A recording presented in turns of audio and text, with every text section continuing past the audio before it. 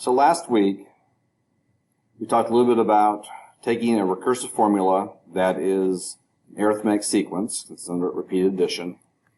We talked about how to write a linear equation and an explicit formula from it, and we've been generating tables. So the first problem here is, can you create the first four terms? What's the explicit formula and the linear equation? So do your best, and then turn the video back on when you are ready to continue. So we're talking about n and u of n. So n here starts with a 0. So when n is 0, u of n, which is the answer, is going to be 13. It's asking for the first four terms, which would be the first four answers. Based on the formula, the rest of the problem, it says that every time I take the previous answer, I'm going to add 2 to it to get to the next answer. So the reason why it's an arithmetic sequence, because it's repeated addition.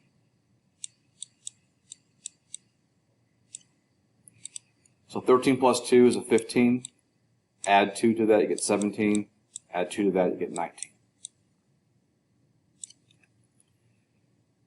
In terms of the equation, if I was to graph this point 0, 13, where would it fall on the coordinate grid? Or I'm sorry, on the axes. Would it be on one of the axes? Would it be out here in the first quadrant? Where would this coordinate here fall? Think about it. Give it a couple seconds. So hopefully you decided that it would fall on the y-axis, because the y-axis is where u of n is going to be 0. I'm sorry, it's where n is going to be 0, and the answer is going to be 13. It's called the y-intercept. So in terms of writing an equation, like a linear equation, we call that the b-value, or the y-intercept. As I'm adding 2 every time, the value of n is always increasing by 1. So when we talk about the combination of the increase on this side and this side, that would create a ratio of 2 over 1 each time. If I'm looking at consecutive answers. If I go like from 13 to 17, which goes from 0 to 2, then my increase would be 4 from 13 to 17, and my increase on the n side would be 2 from 0 to 2. If I go from 13 to 19, that would be an increase of 6, and from going from 0 to 3, that would be the increase of 3. So no matter what order pairs I choose, I'm going to always get the same answer of 2, which is what we're adding over and over again. And this is called slope.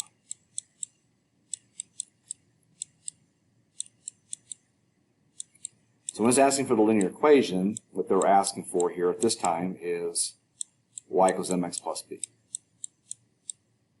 So this is the equation that you should be most familiar with from Algebra 1.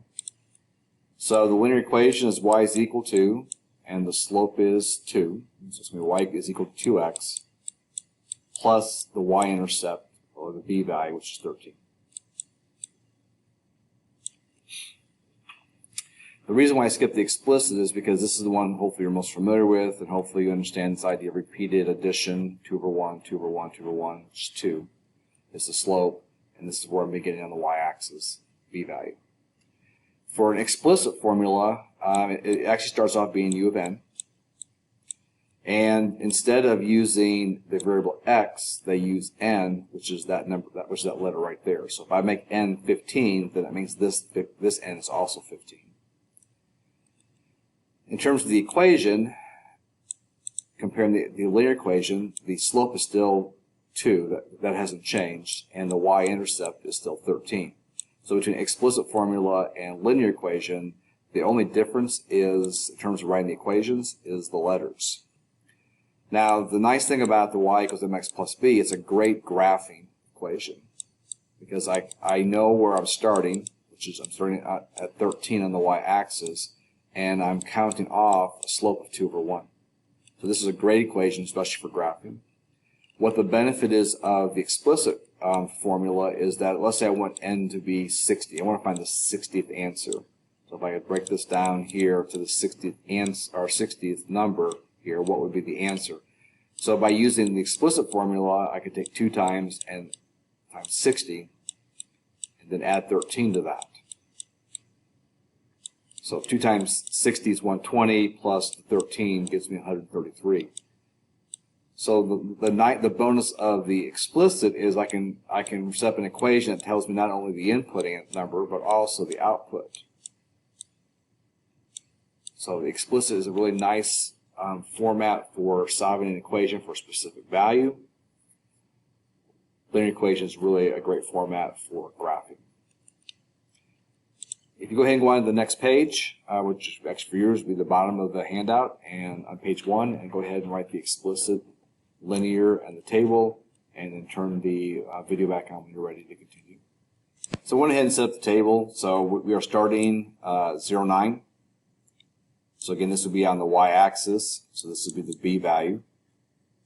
We're starting at 9, we're decreasing by 3 each time, so this is the slope. Use the letter m here.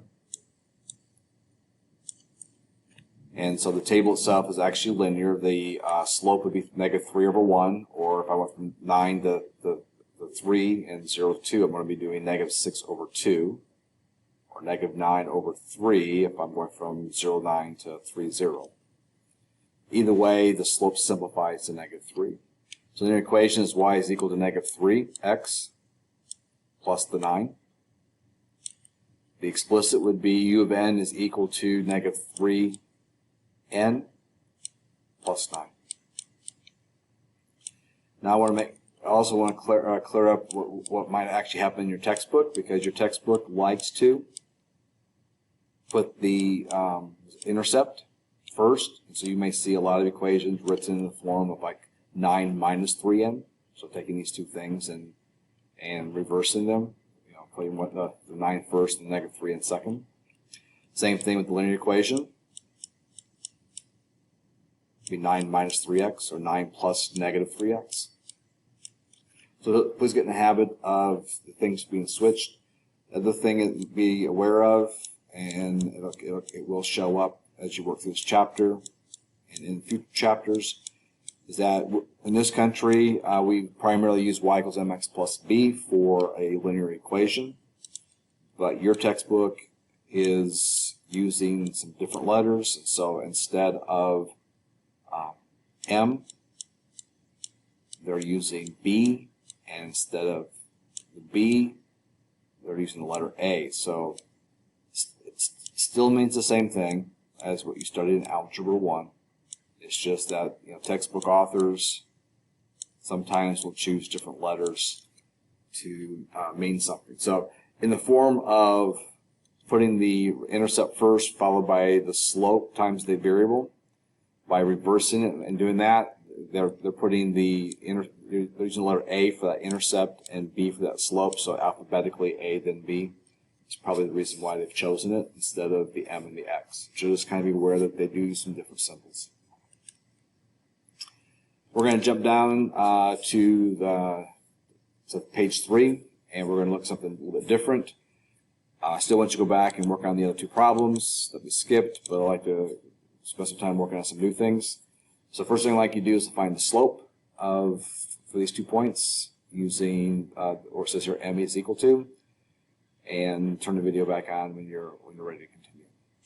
So slope, you probably remember talking about slope as being like rise over run. Maybe your teacher talked about delta y over delta x.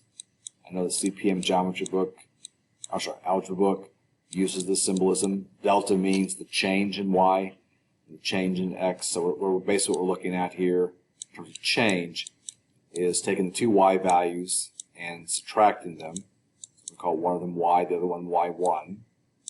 And then taking the two x values and subtracting them. So it'd be like x minus x1. So maybe these two numbers here are x and y, and these two numbers here would be x1 and y1. So what we're going to do is we're going to subtract them. I usually select one order pair, and so you'll see me quite often loop it. And the reason why is because that's kind of a reminder to myself, but also to you, that these are the first two numbers in the subtraction problem. So 18 goes on top because it's a y value. 15 goes on the bottom because it's an x value. Then the second order pair is the second set of numbers. So 0 goes on top, and because it's a y, 6 goes on the bottom. There's an x value. We subtract them. So you get 18 over 9. So hopefully you got a slope of 2. That's your final slope. If you go ahead and look at the next problem, and if you would go ahead and set up the slope and find the value of the slope using the steps here. When you're finished with the second problem, I'll turn the video back on. So again, in the effort to save some time, I got the problem started. So I put -8 and on the top 4 on the bottom from the first order pair. 7 will go on the top. -1 goes on the bottom for the second order pair. I will use this expression of double negative, and what I mean by that is a subtraction problem of a negative. Anytime I see a subtraction of a negative, I'm going to change the subtraction problem to an addition problem, which means the negative number becomes a positive number. It's like this basically you're taking subtraction and making an addition of its opposite. So the opposite of a negative is a positive. I do this quite a bit because it eliminates a lot of the negative signs or subtraction signs, and that's where a lot of students make their mistakes in terms of calculations. So the numerator here would be -8 minus 7, which is -15. The bottom is 4 plus 1, which is 5. So hopefully you got a slope of -3. If you would go skip this one, if you would go down to this one, complete the slope for this one. Turn the video back on when you're ready. I already had the problem set up, so I used the first order pair here, second order pair here. If you notice that double negative I talked about, I'm going to change this into an addition problem. This becomes +6. Change this into an addition problem instead of +6. So this becomes 8 plus 6, which is 14, and -3 plus 5, which also could be looked at as 5 minus 3, which is 2. So hopefully you got a slope of 7. So if I would put this over 1, if I would cross multiply and multiply these two things together, and multiply the 1 times the y minus y sub 1 together, cross multiply like you did back in algebra 1 or maybe in the middle school, you would end up with this equation. So 1 times y minus y sub 1, we end up with y minus y sub 1. On the other side, if I multiply 3 or m times the x minus x sub 1, I would end up with m times x minus x sub 1. This is the general form for what's called a point-slope equation.